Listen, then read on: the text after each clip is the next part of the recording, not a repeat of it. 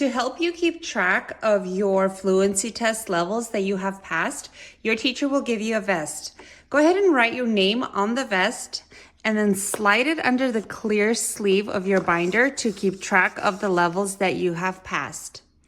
Once you pass a level, for example, when you pass level 3, your teacher will give you a mastered your 3s, you're a triple trooper. You are going to glue your badge anywhere on your vest that you would like. And then when you slide it back in, you know that you have passed your 3s and you are onto your 4s. This is also very important for when you are picking your partner for the games to practice your multiplication and division fluency. For example, you are going to use your vest to help you pick your partner. You want to pick your partner with the same mastered levels as you or fairly close. So what you don't want to do is if you have a level 3 passed badge on your vest, you don't want to partner with someone who has mastered their 4s, their 5s, their 6s, and their 7s, because you will have to practice different multiplication skills.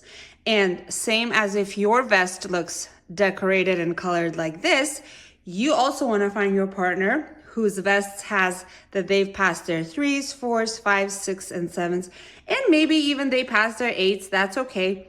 But you don't want to partner up with someone who is still working on passing their 4s.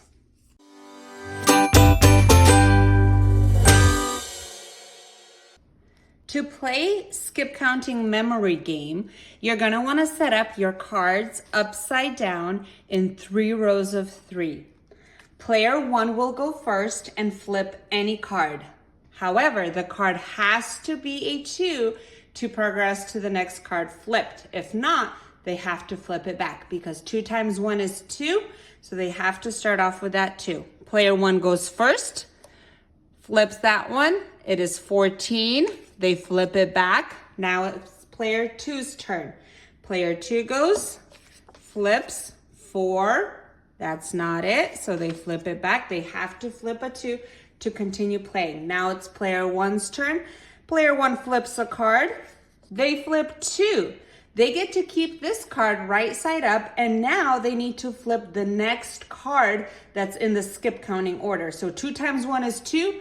2 times 2 is 4. So they have to flip a 4. If you remember, player 2 flipped a 4 and player 1 remembered, and now it's in the 2, 4. 2 times 3 is 6.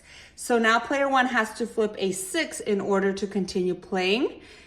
And that is not a 6. So player 1 will flip them back. To win the game, it'll be the first player that flips all the cards in the correct order. 2, 4, 6, 8, 10, 12, 14, 16, 18. The first player that gets the order correct wins.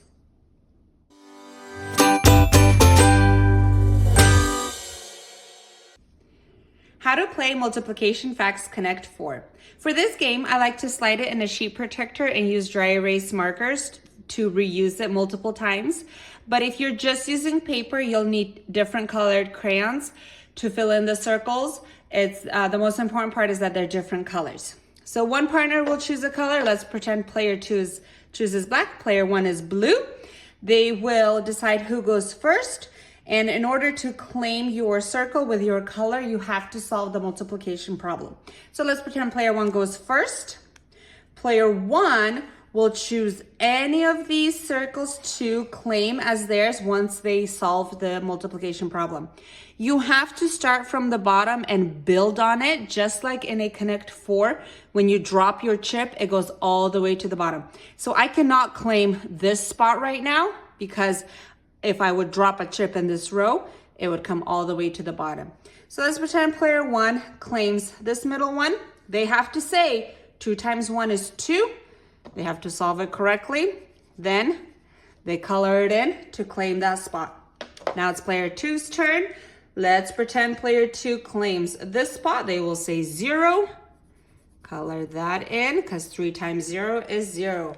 Play goes back to player 1, who maybe calls out this one. 4. 2 times 2 is 4. They will color it in. Play goes to player 2, who might claim this spot. 0 times 2 is 0.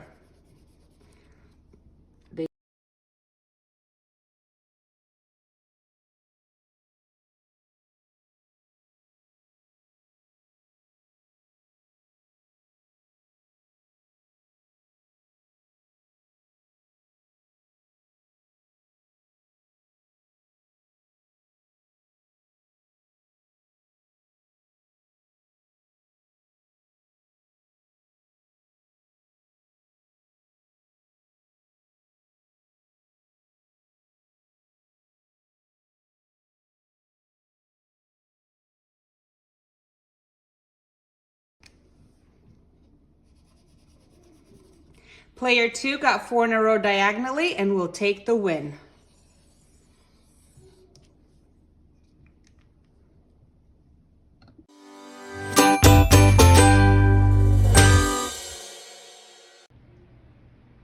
When both players are ready, they're gonna flip their cards together. The player with the higher product will claim both cards. I have 5, my partner has 6. 6 is greater than 5. They get to claim both cards for the point. Next, we're gonna flip them together. 2 times 3 is 6. 3 times 1 is 3. I have the greater product. I get to claim these cards. We continue until all cards are taken. So this will give me a greater product. Ooh, that's the same product. When you and your partner have the same product, you play rock, paper, scissors. The winner will take the cards.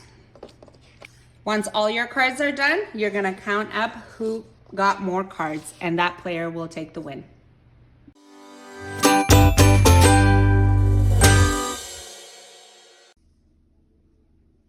How to play Fact Family Speed. In this game, you are practicing multiplication and division. You're gonna place your cards all right side up so they make the triangle in the center of you and your partner. When you both are ready, you're gonna remove the top card and begin playing.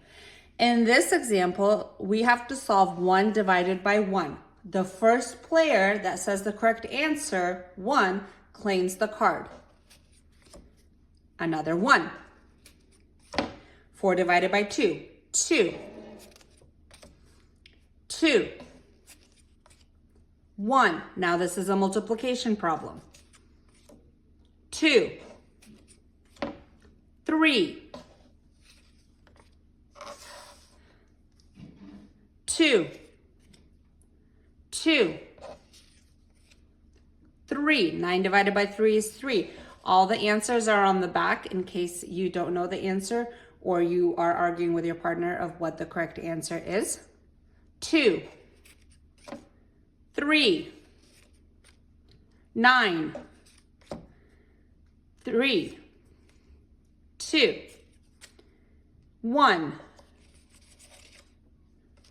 6.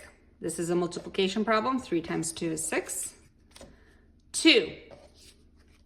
Once you and your partner are done with the center pile, you will count how many points you got, and the player with the higher points will win.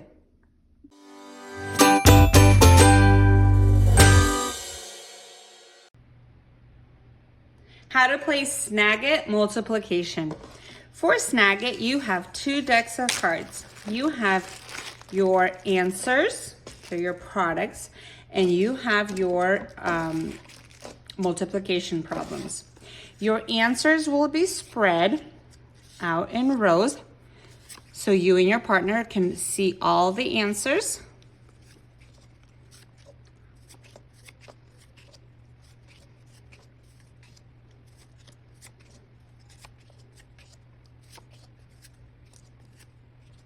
Your multiplication problems will go in the center with a ready, set, go card on top.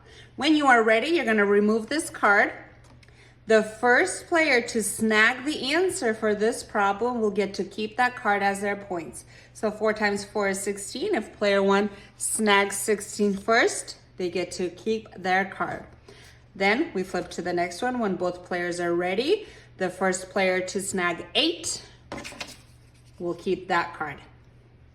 You continue to go through the pile. 12, get that card, until all of your cards are done. So the first player that snags that card gets to keep that card. There are multiple cards of the same one. So if one player, for example, there's 2 5s. If player 1 snags 5, player 2 cannot snag 5 anymore. All right, and once all the cards are taken, the player with the most cards wins.